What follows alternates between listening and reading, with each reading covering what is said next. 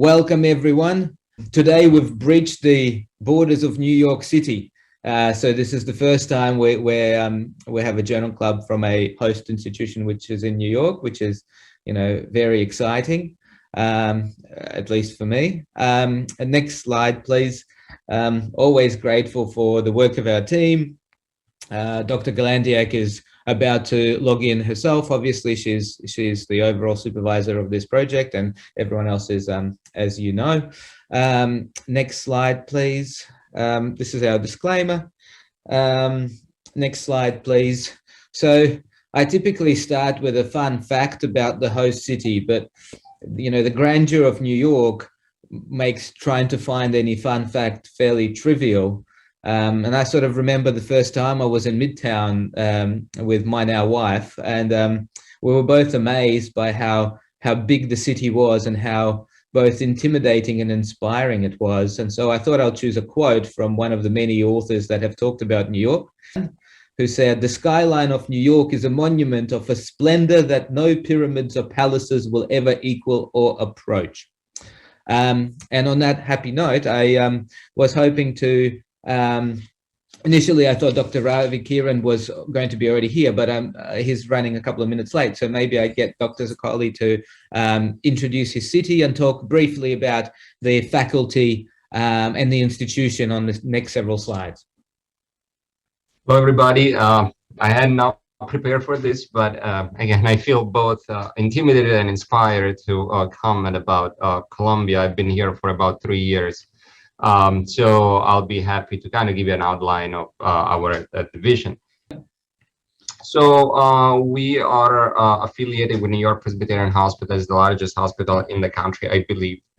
And this has been a very successful and long-standing affiliation, and we have been probably awarded the #1 hospital in New York City, as you can see, for 2 decades.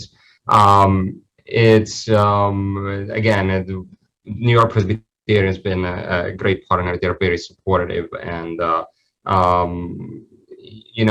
we are very lucky to be part of this venture. Next slide. So the division is led by Ravi Kiran, is our division chief. I have been here for 3.5 years. And in this panel, as you can see, Dr. Church, he has joined us now. It's been short of a year, and we've been extremely lucky to have him around and bounce thoughts about patients, run cases by him. He brings a lot of knowledge, wisdom, and skills to our group.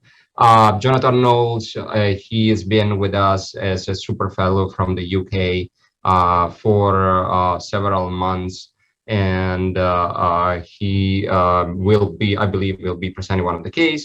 And Kobe, he's our research fellow now for 2 years, been a very prolific researcher during the time here, been an invaluable part of our research team. And this, the rest of the division, Debbie Bakes, she's been here for 4 years. She spends half of the time here in main campus and half of the time in Hudson Valley, one of the affiliated hospitals, where she runs, basically she runs our program in that location.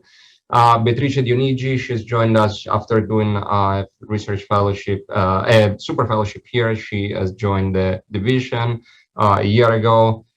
Stephen Leekong has been here forever. Here at Columbia is kind of the heart and soul of the institution. And Ben Kuritskas, he was a resident here, and then he went for his fellowship in Penn, and then he came back.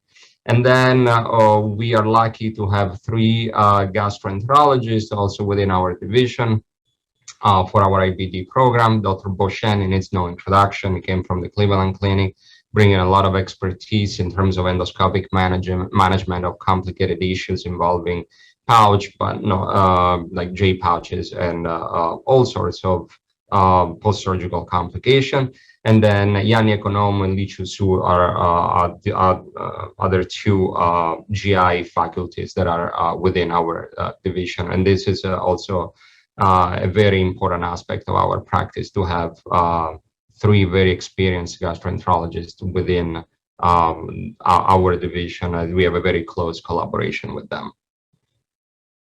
Thank you very much for that. And thank you for all the panelists who have already arrived. We usually get a few more guests as the meeting continues. So if any one of the guests have any questions, please write them on the chat. And I see that Ravi just joined, so I don't know if he wants to add anything to this introduction. I see he's just connected. Yeah. Yeah, Dr. Kieran, good evening. Thank you for helping us facilitate this. We've just sort of introduced the faculty and the hospital, but if you have anything you'd like to add before we push on with the first article, please, you're welcome. Oh, not at all. Thank you once again for featuring Columbia and allowing us to be the host. As fortune would have it, I was actually stuck with a K-pouch case, and that's why I got delayed, but I think it's a good segue to the topic. Fantastic. Margaret, next slide, please. So we typically have a poll. The poll for the audience for this month is who should be offering K-pouch excisions. So please state what you think, and we'll discuss this a bit later in the session. And whilst that is going on, next slide, please. So our first paper is titled Long-Term Follow-Up Patient Satisfaction and Quality of Life for Patients with Continent Ileostomies. The paper is from a group in Sweden. The first author, Dr. Risto, has kindly joined us as well, which is fantastic. And so we'll start the presentation by Dr. Kobe Herman and go from there. So thank you very much. Let's start. Firstly, thank you for the opportunity to present the paper. Next slide, please. Great. So some background. The continent ileostomy, or Koch pouch, K-pouch, first described in 1969 by Dr. Niels Koch, was formerly a popular alternative to the conventional end ileostomy for patients who are undergoing proctocolectomy, either for IBD or FAP or other sort of multiple neoplasias. The pouch itself is fashioned from the distal ileum, and it has an afferent limb of reservoir and an efferent limb. A portion of this efferent limb is intussuscepted back towards the pouch itself, which creates a nipple valve. And it should be noted, though, that the original design first described did not feature this nipple valve. However, this design allows for a flat stoma to be created as well, and the nipple valve allows for complete continence. And so the K-pouch offered both functional and aesthetic benefits as compared to the end ileostomy. However, it was historically associated with high complication rates, as well as a need for multiple revisional operations. And so with the introduction of the ileopouch anastomosis, which allows for restoration of GI continuity, this technique fell out of favor. It remains an important option, however. Not all patients are suitable candidates for the ileopouch anastomosis, and there are patients that suffer with refractory complications of the pouch or pouch failure itself. And so this is one of the most recent, or the most recent, and one of the largest of its kind studies that are assessing the long-term clinical and functional outcomes following K-pouch surgery, as well as patient satisfaction. We can go to the next slide, please. It's a retrospective single-center study. It included patients who underwent K-pouch created at their institution by their surgeons between 1980 and March of 2016. The primary endpoint was continent ileostomy failure, which was defined as the need for excision. Their secondary endpoints were any reoperation or pouchitis, and pouchitis was defined as the patient being prescribed a course of metronidazole postoperatively. This group also performed multiple analyses to assess whether there were any factors that may have contributed to the need for reoperations or pouch failure. They also assessed quality of life using two validated scales, the SF, or short form 36 questionnaire, as well as a more IBD-specific quality of life form, which is the modified short health scale. And they use their own specific questionnaire to assess patient satisfaction as well as functional outcomes. So it would ask questions, essentially, were you satisfied with the pouch? How often were patients emptying it, if they were experiencing leakage, and other questions like that. 85 patients were ultimately included in the study. This was a mean follow-up time of 24 years. The majority of the patients had a primary diagnosis of ulcerative colitis. And it should be noted that there were almost equal number of male and female patients, and the mean age for patients at the time of the continent ileostomy creation was around 36. 79% of patients were having a K-pouch created after having an endoileostomy, and 9% should be noted had a prior ileopouch anal anastomosis. 79% or 67 patients ultimately required some reoperation surgery, and there was 237 revisions performed. So a majority of patients required multiple revisions. This number, however, does include the 37 loop ileostomy closures that were performed, and this group does acknowledge that there was a year-long period where they were performing their K-pouch surgeries with loop ileostomies. The majority of revisions were to assess or correct for a slipped nipple valve or pouch loosening. That was 35%. And 15 excisions ultimately performed. So that was an 18% rate. The majority of these were associated with or were related to a pouch fistula. That's 40%. And again, they acknowledge that there was a period where they were using mesh to buttress the nipple valve, which was later on highly associated with pouch for fistula formations. I want to note first that there was a 56% rate of pouchitis, so 46 patients, and this was more frequently seen in women. They looked at whether time to first revision was associated with repeat revisions or the need for an excision, and it was not the case. And a diagnosis of Crohn's disease, however, was associated with increased failure rates, as well as a prior ileopouch anal anastomosis when compared to patients who had an endoileostomy was associated with increased failure rates as well. In terms of quality of life, 82% of total patients responded that they were responded to the questionnaires, 84% reported that they were satisfied with their pouch, and 82% of those patients said that they would have the pouch again if given the choice. These numbers were higher when they just looked at the patients who actually still had a functional K-pouch. It was 91 and 88% respectively. And their functional and mental health scores from the SF36 scores were equivalent to the matched reference populations. Next slide, please. So in conclusion, this study reaffirms what we know about the K-pouch is that it is associated with high need for revision, so frequent need for revisional surgery, but it's also associated with very high patient satisfaction and quality of life. The nipple valve slippage problem remains sort of the Achilles heel of the operation, and it's a common complication leading to revisional surgery. Patients with a diagnosis of Crohn's disease and patients who have had a prior ileopouch anal anastomosis represents a high-risk group. And so while it remains a valuable option for patients, careful patient selection remains essential for success following this surgery. Thank you very much for that. Now, if I can get Dr. Zoccali to maybe make a couple of comments from his opinion on the paper, please. Sure. First of all, I wanted to congratulate the first author and commend them for being able to capture questionnaires from a vast majority of this patient and very long follow-up. So this is a monumental work.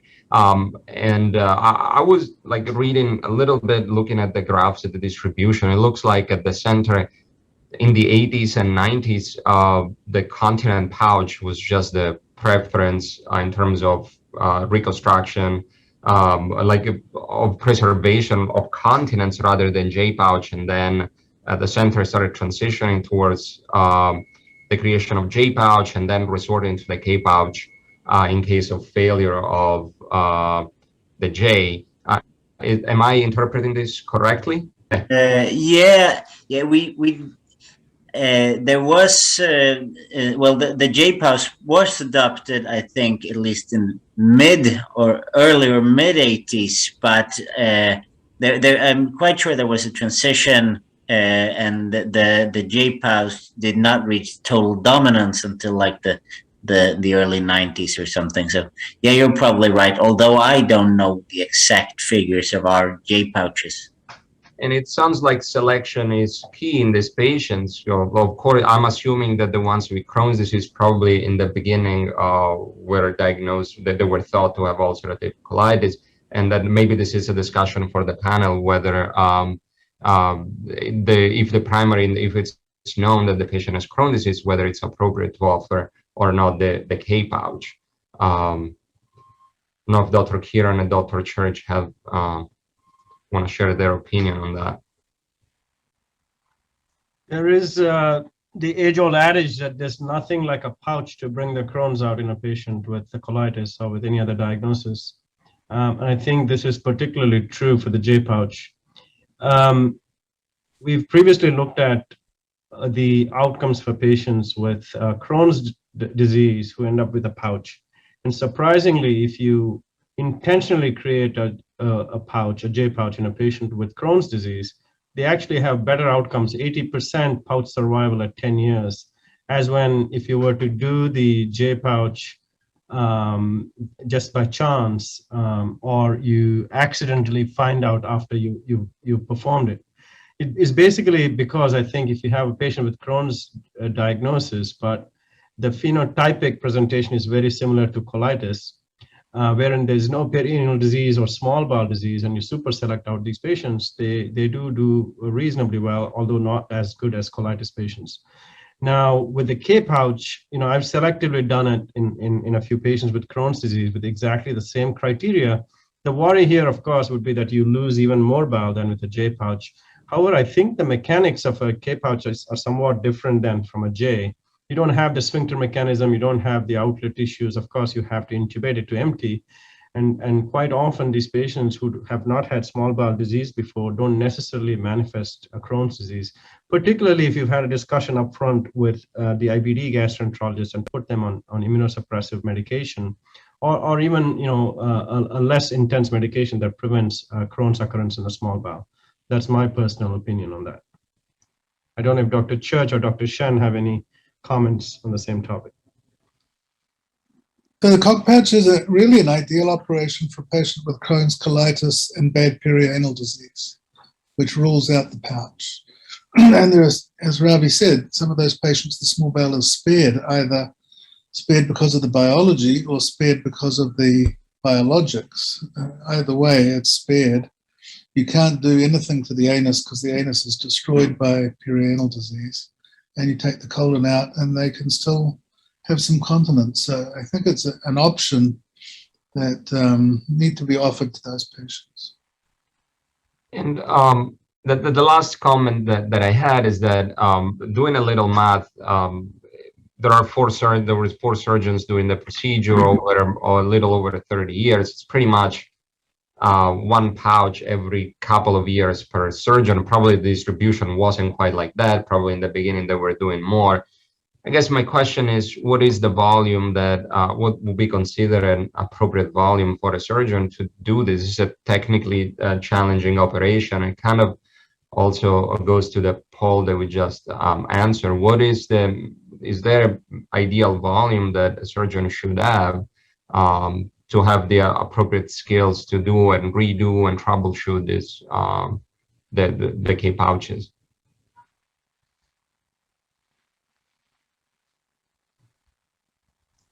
I can take the question unless the authors want to. It is obviously extremely technically challenging, and I think the stakes in these patients are high. Although I think it's a quality of life operation, certainly there are some some disease management options and help that the K pouch provides. A classic example is a patient with a J pouch, wherein the sphincter mechanism has been damaged, or they do not want to eliminate by the normal route. The only option in those patients, especially if someone's already had previous operations and the small bowel length is at borderline, in those circumstances, either a defunctioning stoma leaving the pouch in situ or pouch excision with endoleostomy would be an option. And then you're actually ending up losing bowel. So I think in a circumstance such as that, using the J pouch to create a K pouch helps to conserve bowel. In terms of the critical number of operations, I don't think anyone's been able to ever characterize that. First of all, because there are not a lot of centers doing them, not a lot of surgeons doing them. You don't have enough patients, I think, to be able to really calculating a learning curve. When I was in Cleveland Clinic in our heyday, Dr. Fazio would say that we approximately used to do about 10 or 12 K pouches a year. And I think the data that was published in 2006 of the 330 or so pouches kind of ticks along that. But certainly I don't think someone just doing 1 or 2 by themselves is a good number. Actually, the authors, I think, did a good job as the 4 of them work together. And I think even if they're each doing 2 as a group, they're doing enough to keep the expertise going. I don't know if Dr. Risto has any comments on this. It would be beneficial to us for us to do more, but we're doing as many as we see. Well, as there are patients fit within our I don't know the proper English word for it, but patients that we get. And I think, well, Dr. Myrelid, he's available on every procedure these days, and it's kept within very few hands. And it's the same hands as doing the J pouches and all of the like advanced restorative IBD procedures. When you think about it, there are at least 4 aspects to the pouch that are all tricky. The first is making the pouch, and generally that's an S pouch. And I think an S pouch on its own is getting to be a lost art these days. It's hand sewn. People generally just do the J and that's it, and they almost never see S's anymore, which is a shame because the anal pouches can be S's as well. Then it's making the valve, and a valve that doesn't slip, and a valve that's still viable and not necrotic. And then there's attaching the pouch to the abdominal wall. So those are 3 aspects of the construction that are very key and quite tricky. Then the 4th aspect is looking after the patient afterwards, because what you've done is create a bowel obstruction. The patient has to relieve it every day, but if they lose their catheter, or if the catheter won't go in, they've got a bowel obstruction. What if they live in the middle of Kansas? There has to be a way of looking after those patients. So those are 4 things you have to commit to learn and commit to look after the patients before you should even think about starting. Thank you for that. I have a few questions that I'll pose to the panel. I might direct the questions to Dr. Kieran, and then he can distribute to whoever he thinks is best to answer it. The first question I have is looking at the different indications for the K pouches. There was a patient who had a K pouch formed in the setting of FAP. Is that a reasonable thing to do? Is the risk of desmoid disease outweigh the benefit of a continent ileostomy? That'd be a perfect question for James, I think. So yes, it's definitely a reasonable thing to do. You expect it to grow adenomas, but it takes at least 10 years for it to grow a reasonable number of adenomas in a pouch like that. The risk of desmoids, there's no data about that I know of, but if you postulate like I do that desmoids after an ileoanal pouch are due to the tension in the small bowel mesentery, there should be no tension in the small bowel mesentery in a K pouch, and therefore I think the risk of desmoids will be markedly reduced. That would be my theory, my hypothesis. Thank you. The next question I have is related to pouchitis. So this was identified in 56% of patients. Is the pathophysiology of pouchitis and a continent ileostomy, kind of Dr. Kieran mentioned the difference in the sort of anal sphincter mechanism.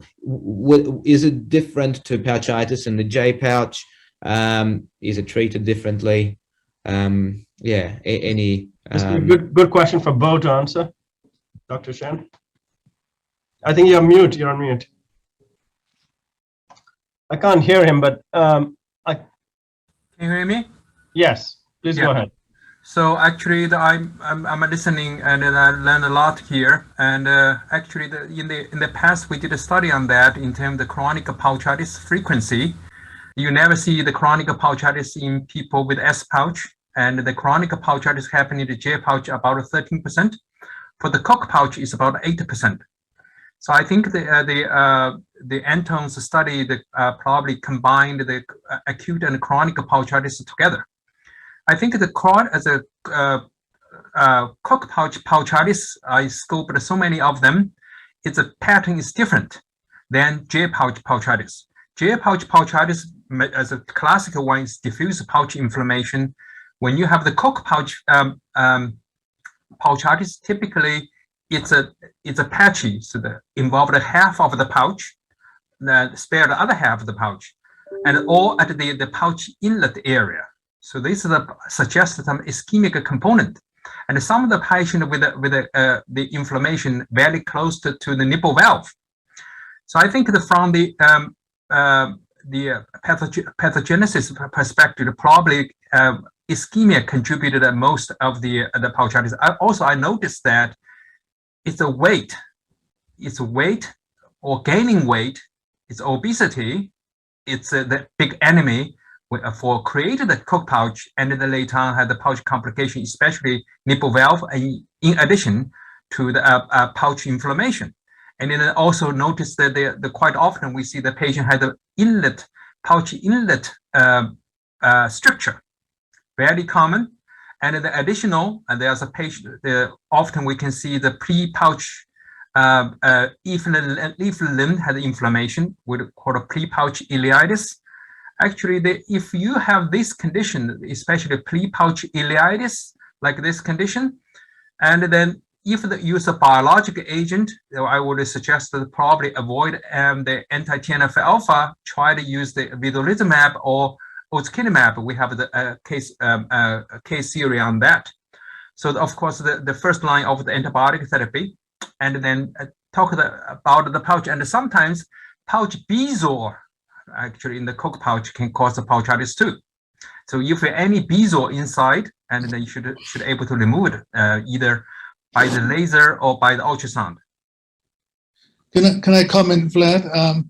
Of course. Just being a simple surgeon, thinking that pouchitis is related to a poorly emptying J pouch. I think the Koch pouches are emptied much more efficiently, and so that would account for a reduced incidence of pouchitis. I've actually offered the K pouch and performed the K pouch on 2 patients with recalcitrant pouchitis that led to pouch failure, and they've actually done well. That's interesting, and that kind of leads me to a similar next question related to afferent limb syndrome. It's a condition which is difficult to diagnose and treat with J pouches. I guess, does it happen in K pouches? And if it doesn't happen, is this related purely to the pelvic outlet dysfunction? Yeah, so regarding the afferent limb syndrome and the floppy pouch complex, is hardly ever seen in the people with the Koch pouches. So if the people had the inlet structure, typically intrinsic structure caused by this true structure rather than bowel angulation there. So afferent limb syndrome in people with a Koch pouch is extremely rare. The common one is afferent limb syndrome is S pouch followed by J pouch. I think the Koch pouch, you can spare the afferent limb syndrome. Yeah, the one exception might be if you're rotated a Koch pouch. So you've got a stapled anastomosis of the afferent limb, then that could strict you. But otherwise, if it's just a natural transition of afferent limb into the pouch without any anastomosis, then it's probably almost immune to an afferent limb. Thank you. The next question is kind of touching on the BMI, and I think Dr. Galantiak put that in the chat as well. So to extrapolate the question, most studies on continental ileostomies highlight that, it's very successful in a select patient, which kind of biases, the outcomes of the study, particularly if it's if it's survey based or quality of life factor based, in my opinion. But what are the specific factors which make a patient appropriate for a K pouch, both sort of their physiological state, but also their mental state? What do you look for, and what are the contraindications? I can take that. Basically, I think any patient undergoing surgery wherein the entire large bowel is removed, or who's going to have a permanent ostomy, and who might be a candidate for a continental ileostomy, should be offered that option. Since I performed the K pouch, anyone who may be a candidate for a proctocolectomy with endoileostomy, anyone who might end up with, who might need an ileoanal J pouch, is always given the option of a continental ileostomy too. and all patients are given the pros and cons of each of them. I think the ideal patient is one who either does not want to eliminate through the anal canal or cannot eliminate through the anal canal because of problems with continence or disease and so on and so forth.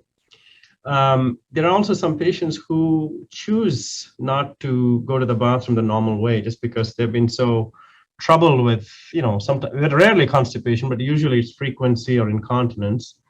And even though a J pouch may be feasible and the sphincter mechanism is good, they might choose a continent ileostomy.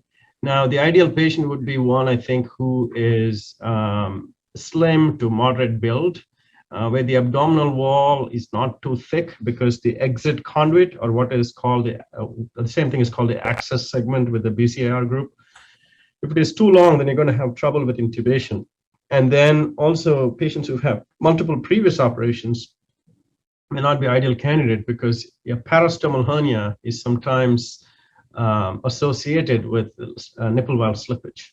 So those would not be. And then in terms of Dr. Galandia's question about the ideal BMI, I don't know. I mean, it's difficult to guess the exact number. I don't go by a particular number. I think the heaviest I've ever done it on is a patient with a body mass index of 40 who actually did well. And because he already had one that was functioning well, that slipped, he had never really gained weight. So it made sense to do it on him. But in general, I think normal body mass index would be, or a low body mass index would be favorable. Thank you. The last question for this segment is just to extrapolate on the sort of patient selection. I guess there's a percentage of people with pelvic outlet dysfunction and associated slow transit constipation that might get a proctocolectomy and endoileostomy. Would they be a candidate for this procedure? I actually think they would be good candidates, particularly if there's good small bowel transit is normal. Now, the patients with dysmotility of the small bowel, it's a little bit trickier. But such patients who, particularly when it's difficult to figure out whether they've got a pelvic flow abnormality associated with a transit problem, and where the only other option may be a loop ileostomy, or where a loop ileostomy might have been performed as a test to see whether that improves quality of life. Some of these patients are actually good candidates for a continent ileostomy because their small bowel is functioning well, and then now they don't want to wear an appliance on the outside. Thank you, because I don't notice them as a sort of mentioned in usually the studies as part of the patient cohort. Anyway, that's fantastic. I think we're running a little bit past the time, so let's move on to the next paper, please. The next paper is titled, Is conversion of a failed IPAA to a continent ileostomy a risk factor for long-term failure? The data I understand is from Cleveland Clinic, and the senior author on the paper is Dr. Ramsey. Please start, Dr. Knowles. Well, good evening, and thank you for inviting us to speak, and thank you, Dr. Kieran, for asking me to present this paper.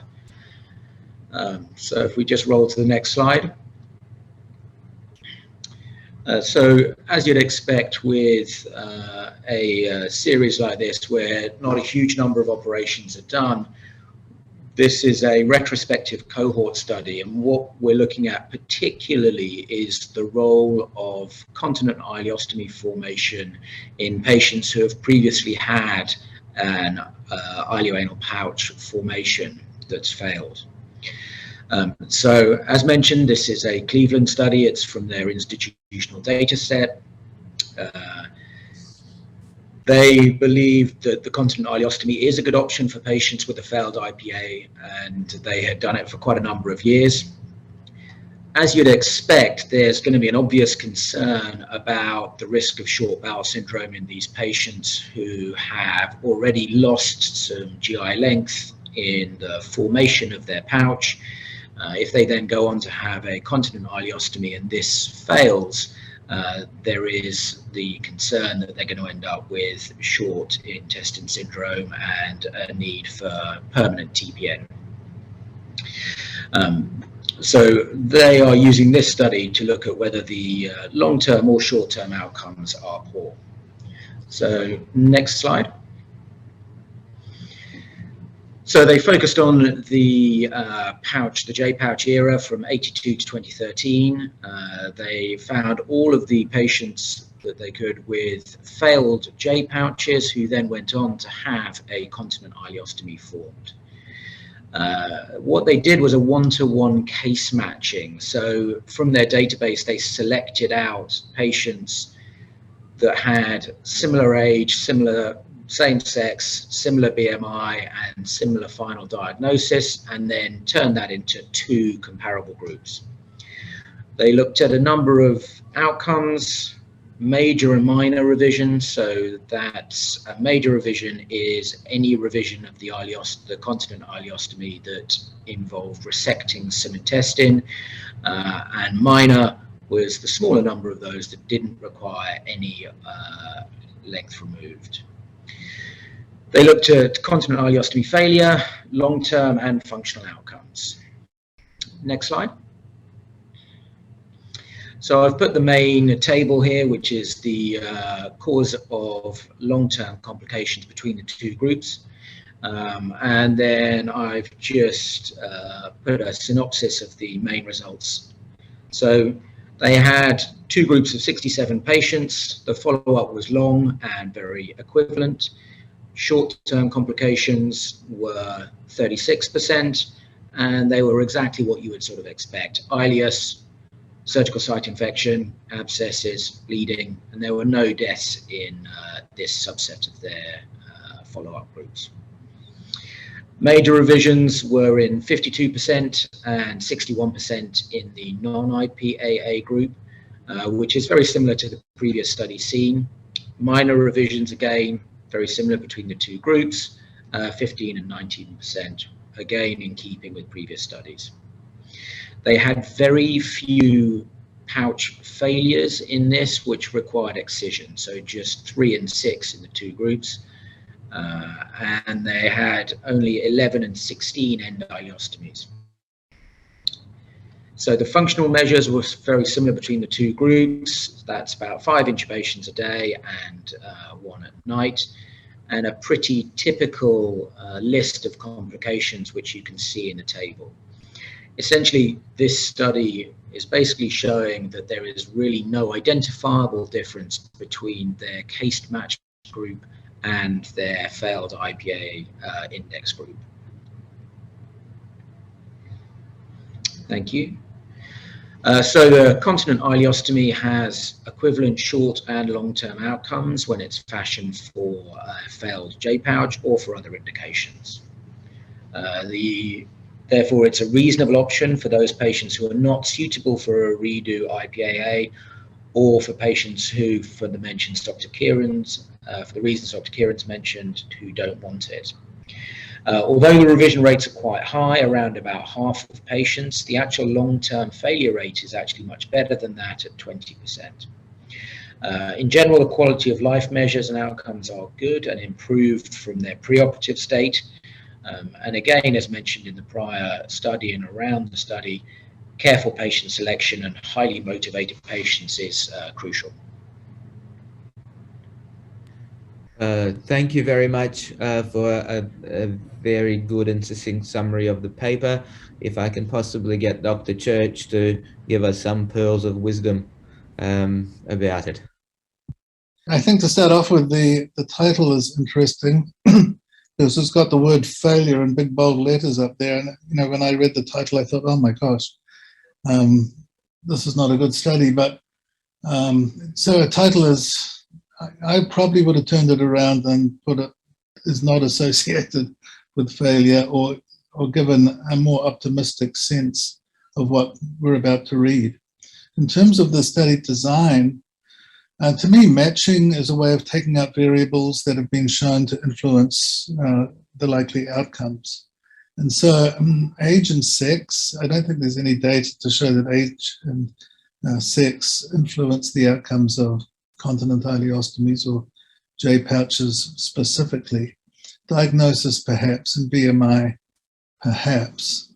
But when you're only dealing with a total of 81 patients, I think you can use, and you're looking at an outcome of short bowel syndrome, we could have used them all. And sometimes it's good to do the matching, but also to report the entire series, because it gives you a slightly more powerful look at outcomes. The one thing I just couldn't find, the piece of information I really wanted, was how many of the J pouches were taken out and how many were used, which is a very important piece of data, because if you have to take out the J pouch and then build a continent ileostomy out of the terminal ileum, you've lost 60 centimeters, and if you lose that pouch, you've lost another 60 centimeters, so you've lost a quarter of your small bowel. If you can use the J pouch, then you haven't really lost anything. So it's extremely important, but I couldn't find that information anywhere. And it is critical, because I know some of the J pouches I've taken out, you couldn't use it for anything. You know, they're raggedy bits of almost unrecognizable tissue, whereas others, you can lift them out pretty perfectly. I don't know how many of the pelvic pouches were S's. I don't think I read that anywhere. That makes a difference as well. It's much easier to turn a S into a cock pouch than, I suspect, a J, especially if the J is relatively narrow. So there are aspects of technique of turning a pelvic pouch into a cock pouch that haven't really been covered very well. I know the technique is described, but it's in very general, vague terms. And then, what does it take to get small bowel syndrome? I think we could lose 120 centimeters of small bowel and not expect to get small bowel syndrome, because we'd have about 300 centimeters left. To get small bowel syndrome in the absence of a colon, you need to lose pretty much 2/3 of your small bowel. So that would take some sort of major accident or Crohn's disease or some problem. So my hypothesis here would be I wouldn't expect to find any small bowel, short bowel syndrome, and they found it in 2 out of their 67 patients. So I'd like to know the reason for that. So overall, it's an interesting study, but it would be a lot more helpful if some of this missing information were included. Thank you very much. If anyone has questions, please put them in the chat. And in the meantime, I was going to ask a few. The first one being, and Dr. Church, you kind of touched on the difference between the J and the S. But what is the optimal volume for a continent ileostomy? And particularly when a J is converted, how does that work in terms of the volume and the capacitance? Maybe Dr. Kieran, I'll direct it all to you, and then you can distribute as you see fit. It really depends upon the size of the patient, I think. Ideally, at least on the operating room table, I would like 2 bulb syringes full to fill into the pouch without a problem, which is basically 240 cc, because a bulb syringe, including the measuring portion as well as the bulb, will hold about 120 cc. So if a pouch can reasonably hold that, then that's a good capacity pouch. Although it may not be possible to create this in every single occasion. Like, for example, the surgery that I just finished on a patient, the small bowel was a very narrow caliber. And even when I filled up the pouch with 120 cc, there was a lot of tension in the small bowel. And I think typically these pouches will grow over time.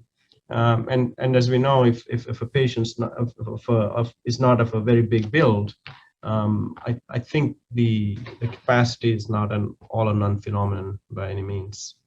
When we convert a J to a K pouch, I think sometimes the reasons for failure are important, particularly if you have a chronic leak from the J pouch, and depending upon the classification of the leak, if you have a big rip-roaring hole at the back of the pouch with a very thickened pouch, that can be a bad reservoir to augment with a nipple valve and a pouch rotation.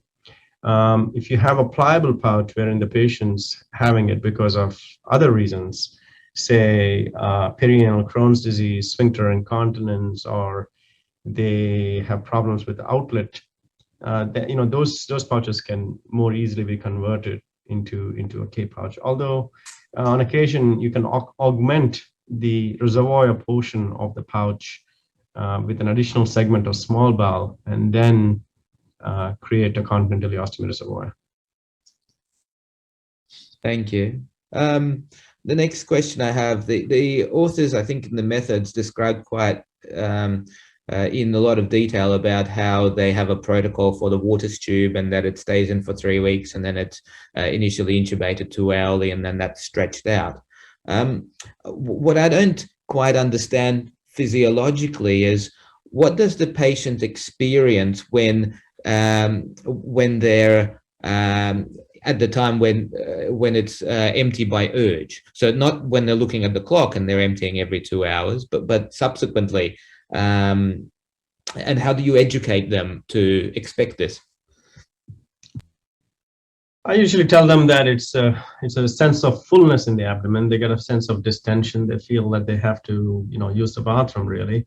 I suspect it's a little bit of a learned reflex. I tell all my continental ileostomy patients that they almost always will stay in hospital for almost 6 or 7 days. There's been the occasional one who's got discharged in 4 days, even in this era of ERAS pathways, because even if they look like they're motoring on in the first couple of days, I usually find day 3, day 4, day 5, day 6, they get this sense of fullness, bloating, distension, sometimes trapped wind that might take in some patients a few weeks to go away. So I suspect it's the sense of obstruction that they have to get to learn to live with. Just listening to my patients and seeing how they react, that's the sense I get. And then most of these patients by day 5, day 6, I think they get used to that feeling, and quite often that's when they are ready to go home. Do many patients hate that feeling, or do they request a reversal based on that kind of internal discomfort? The majority, it's not an issue. I think of the 100 or so K pouch operations, I've actually done perhaps 82 pouches, about 36, 37 de novo creations, and 47 revisions of pouches that had them elsewhere. I can only recall about one patient where it was persistently problematic for 6 months, to the point that she practically cursed me for not telling her about those symptoms. But eventually, even in her, and she's actually now a patient of Bo's because he does the regular pouch surveillance for her, she eventually was able to be okay with that. It's rare for patients to have that persistent symptom for more than 4 or 5 weeks. The majority, I would say, it actually doesn't bother them. By the time they go home, they're fine with it. And when they come back for follow-up at 3 weeks, they're fine with it. I follow the same exact protocol that you mentioned because I do it the same way that Dr. Fazio did. I'm sure that the majority of those patients in that series were performed by Dr. Fazio. I must admit, I recall revising a pouch when I was at the Cleveland Clinic that James Church did. So I was surprised. I was only, remembering it now. So he must have done a few and then gave up. I think smart man. Just because it can be a frustrating exercise trying to create these pouches. This leads me to the last question for this, and that's related to pouch surveillance. Perhaps Dr. Shen can just tell us what is the algorithm for surveilling these pouches, and then we'll move on to the next segment. Actually, thank you, Vlad. And July 4th is our paper published by Lancet Gastroenterology Hepatology. The paper is a consensus guideline from the International Ileal Pouch Consortium.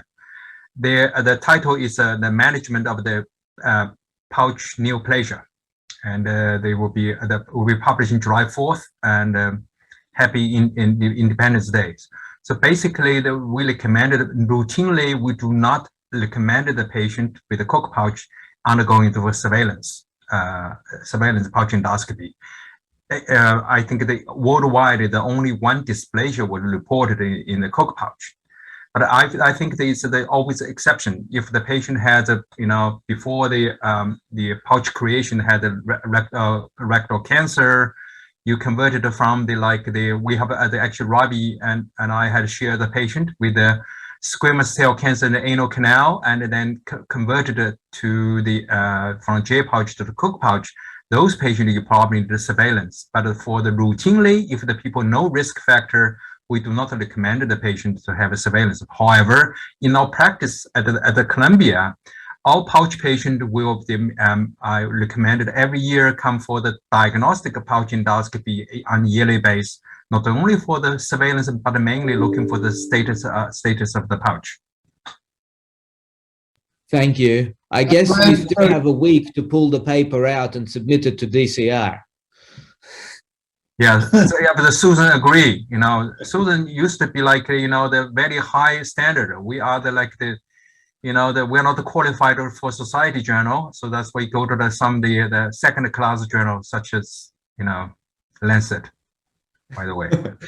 All right. Well, thank you for that. Let's move on. Sorry. Can I Yes. make the point that Vlad, that Bo was talking about ulcerative colitis pouches. So FAP pouches need surveillance. Yeah. They don't need anal transition zone surveillance, fortunately.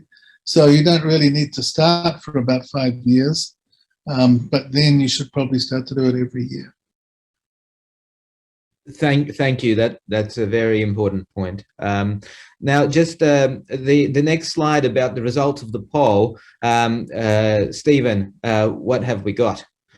So I'm sharing it now. So generally speaking, we got half of the participants to respond, and the preponderance of people felt that this should be really even pouch excision should be reserved for places where they do revisional pouch surgery.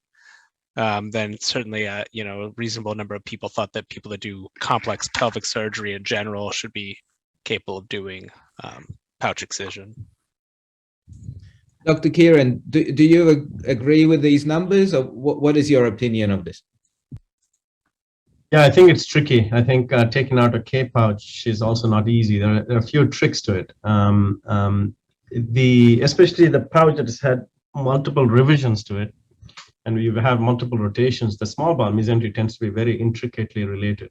So if you're not careful, you might end up sacrificing more bowel than you expect. And a lot of these K pouch operations, as we know, the lead up to the pouch creation or revision or excision is what's difficult. The 4 or 5 hours, or sometimes, you know, if you're lucky, 1 or 2 hours of extensive lysophidiations, and it's absolutely crucial not to minimize any enterotomy, any serotomy, leave alone an enterotomy, because once you have that, I think it's very, very difficult to use the bowel, which is edematous and swollen and kind of ratty, to try and recreate a pouch with multiple suture lines and staple lines. Thank you very much for that. And so we're now going to move on to our last segment called the special guest segment. Again, we're very grateful to have Dr. Ravi Kiran sort of support our program and organize a wonderful panel. Just briefly, he has served as the chief and program director at the Division of Colorectal Surgery at Columbia University for almost 10 years. I think has a very unique position in having been formally recognized as a surgeon scientist on 3 continents. And he's also authored more than 200 publications. So I'm very grateful to have the opportunity to talk to him about K pouches. And I'd like to start with the first question being, obviously continent ileostomies are a very complex intervention, and we've kind of touched upon, Dr. Church mentioned the 4 components of you know, the formation and the management of continent ileostomies. But my question is, what is the infrastructure required for an institution to offer such a service? First of all, thank you, Vlad, for the kind invitation. Thank you, of course, to the DCR Journal and Susan Galandiak for having me, and for this opportunity to share my thoughts on the K pouch. As we know, the K pouch is a complicated procedure. It's not just about the surgeon. It's about the patient. The patient should be motivated. They should understand what the potential problems are, that of course, the risk of reoperations, the uncertainty of having to live with an obstruction, the chance if the valve slips that they may have incontinence. Often when you know, where the external opening is not typically where a stoma is located. So they're going to have troubles with pouching, and of course, trouble with intubation as well. So you need a motivated patient who understands it. You need a motivated surgeon because quite often it takes complicated surgery and holding the hands of these patients often who might be in trouble. And of course, the surgery itself is one of those. I think it's both an art and a science. It's not predictable. Sometimes you have to think on the fly, and sometimes, as James Church pointed out, when you talk about the 3 or 4 critical parts of it, even in the last portion, a perfectly functioning pouch, which is continent and easily intubatable, when you're trying to bring it out of the abdomen, you may have difficulty, and that might itself take several hours. And of course, the stakes are high because you're dealing with 60 centimeters of small bowel, and once you've embarked on creating this pouch, you have to see it to completion. Otherwise, you're losing a lot of bowel in these patients. You need a dedicated OR team who understands it. You need equipment. You quite often have problems with both the tubes that you use for intubation, the staples that are required. It's very important also that you need people who are interested and want to do these procedures. Several of our co-participants today who are here today, including James Church, Boshan, routinely help me with these procedures in different ways. John Knowles, who presented, is spending a year with us doing complex operative surgery. He, of course, scrubs with me. Beatrice Dionigi, also here on the panel, did the same last year. And Debbie Biggs often scrubs and helps me out with this, as does Marcos O'Cali. And then, of course, extremely crucial to this is the nursing, including both the nurses on the floor who need to know how to troubleshoot these problems with the pouches, the residents themselves, and the WOCNs. We are extremely lucky to have 3 WOCNs who have kind of become more experts at holding the hands of these patients than I can ever become. Thank you. I noticed that in the second paper, the authors mentioned that these patients need to be assessed for revisional surgery, need to be assessed by an experienced redo IPAA and continental ileostomy surgeon. Can a single surgeon offer both procedures, or is this like robbing Peter to pay Paul? No, I think ideally a single surgeon should be offering these procedures. I learned from Dr. Fazio, and that's what he would offer these patients. The various choices as a continuum. So, for example, if you have a patient with a J pouch failure, if you're going to try to do a redo pouch, if that's what the patient so desires, it may be that a redo pouch is possible, but you may have problems with the reach, and those patients would be perfect for having a continental ileostomy. And that is exactly how I utilize the 2 techniques in terms of discussion with these patients.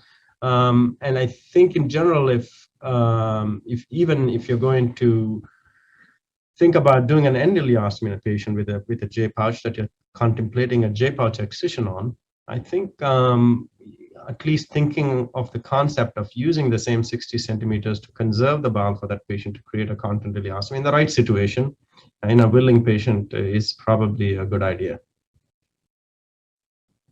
Thank you. My next question is, I guess, about the long-term future of continental ileostomies, particularly as arguably the finesse of open surgery may be progressively impacted by people developing a more of a minimally invasive skill set. I think the future will always be there. There's always the demand. I do approximately 2 K pouches a month. And patients, once they have it, and if you choose your patients wisely, they absolutely love it. I mean, there is this freedom of not needing an appliance. There are some patients who like it for the cosmetic reasons, of course. There are others who have skin problems regardless of the product they use. And, it just gives them that kind of freedom with children, with pets. with not having the encumbrance of having an ostomy and, you know, fitting of clothes and so on and so forth. And I think unless we come up with solutions wherein the continence through the anal route can be better obtained, I think the continental ileostomy actually gives a very good option to these patients. Thank you for that. Now, there was a mention from the chat about sort of a bit of a description on the sort of the trifine as well as the siting of a stoma for a K pouch versus a endoleostomy. If you can describe that, and also I think the original description relied on an oblique trajectory because there was no nipple valve. Is that still relevant given the nipple valve? I think the good location of continental ileostomy, whether it's the K pouch or the DCR, is where it is feasible to create it, where it's continent and easily accessible to the patient. The ideal one would be one that's very low in the belt line and off the midline, whether it's right or left. And I think dependent on the handedness of the patient. Although, of course, you know, right-handed person can very easily intubate a left-sided pouch and vice versa. In general, you know, I tend to locate it in the right lobar quadrant, fairly close to the inguinal ligament, and emerging through the rectus sheath. I do not attempt to create it in an oblique kind of a way, because that, I think, just increases the potential problems of the exit conduit kinking. I don't really mark these patients pre-op because sometimes it's just a question of trying a couple of locations where the pouch might best sit, so to speak.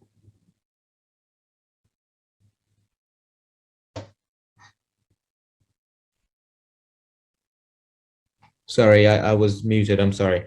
I've got some sort of works. Someone's drilling in the background in the hospital. Now back to the questions. There was a number of modifications of the K-pouch technique described originally by Niels Koch in '69: nipple valve, Barrett's intestinal collar, placement of mesh. Do you think there are many lessons learned from all these modifications?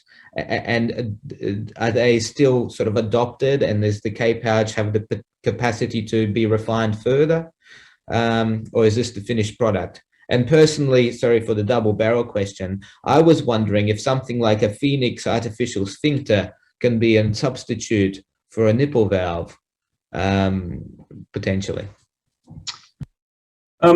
I think any modification that would reduce the risk of nipple valve slippage would definitely be welcome. Reducing the amount of suture lines and staple lines, unfortunately, the S-shaped configuration best, I think, conforms to a nice reservoir into which the valve can protrude. It's like having a water bottle with a valve kind of like a straw dipping into it. But I think because the two biggest problems, I think, are nipple valve slippage and then fistulae. So any techniques that might reduce those complications are certainly helpful. I think we've evolved over time, though, with the two papers that we talked about. We talked about a 75% or 70% revision rate for these patients. Of course, the follow-ups for those patients were pretty long. But even if you looked at some of the Kaplan-Meier curves or the bar graphs, most of these valve slippages tend to occur within the first 2 years. And the rates are reported between 40 to 45%. I've never actually placed mesh around the collar because a lot of those patients will end up with fistulae. I do revise both the K-pouch as well as the BCIR. And although the BCIR with the living collar around it is known or at least reported to have a lower slippage rate, I have seen a fair number of fistulae even from those kinds of pouches. I personally, my technique is published in colorectal disease as a video vignette. And I do a few things that prevent the slippage, which avoids the use of any specific material. I do staple the valve to to the pouch wall. I abrade the segment that is intussuscepted, similar to pleurodesis, and I use some doxycycline to facilitate adhesions. With that, with a median follow-up of 2.2 years, my pouch revision rate is about 25 to 30% at Columbia. The reason I use the word "my" is I'm the only one doing the K pouches at our institution here. So I think certainly if you choose your patients, you take the extra precaution to reduce that slippage of the nipple valve. I think the revision rates can certainly be reduced. And if you can avoid using mesh, of course, the fistula rates will also be reduced accordingly. And with regards to your question about the devices to prevent incontinence, typically that would require pressure in some form on the abdominal wall, whether it's with a magnetic device or whether it's a barotrauma, or it typically involves constant pressure on the small bowel or the colon. That's one of the reasons most of these continent devices do not work.